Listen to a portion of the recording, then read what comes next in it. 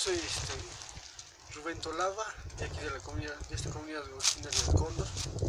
Nos encontramos en el Cóndor y bueno, en este mundo andino, como lo habían contado varios temas nosotros compañeros, nosotros también de paso nos dedicamos a aprovechar el recurso natural que es la vicuña.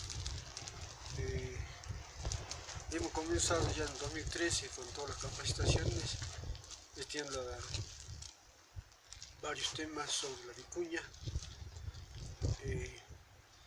Y bueno, hoy por hoy nos encontramos ya, después de haber hecho los chacos, ya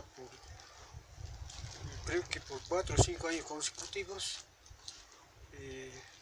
nos encontramos ya haciendo las artesanías.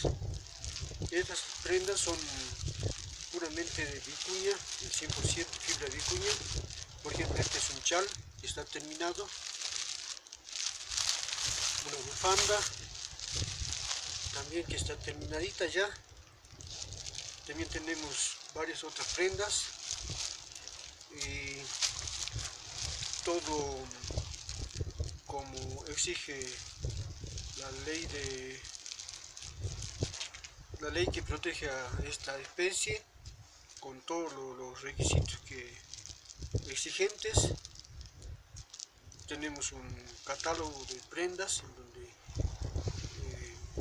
está la oferta de todos que quieren vestir con este valioso recurso que es la fibra de vicuña, fibra natural, y por lo tanto es algo tan valioso, ya que la fibra natural es lo mejor que se puede encontrar para la protección incluso de nuestra piel, cuando nos podemos abrigar. Como estamos comenzando, es que nos encontramos vestidos todavía con fibra sintética, como que estoy vistiendo hoy, ¿no es cierto?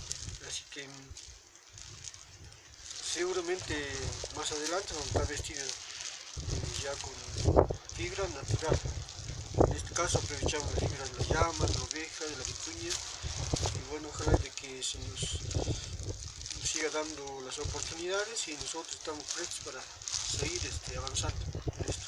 Aunque ya nos encontramos bien avanzados, ya que estamos vendiendo ya estas prendas. Y nada más que contarles.